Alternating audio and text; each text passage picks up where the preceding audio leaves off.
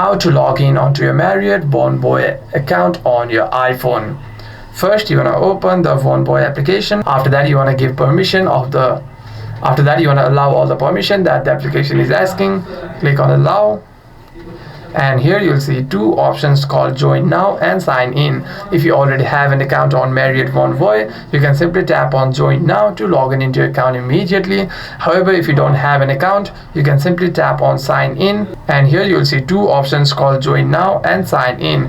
If you already have an account on Marriott Bonvoy, you can simply tap on sign in to immediately log in into your account. However, if you don't have an account, you can simply tap on join now to create your new account. Or what you can also do is you can simply skip this process over here and continue as a guest account by tapping on continue as guest and start to use the app. Hope this video was helpful, and if you have any further questions, make sure to leave a comment down below.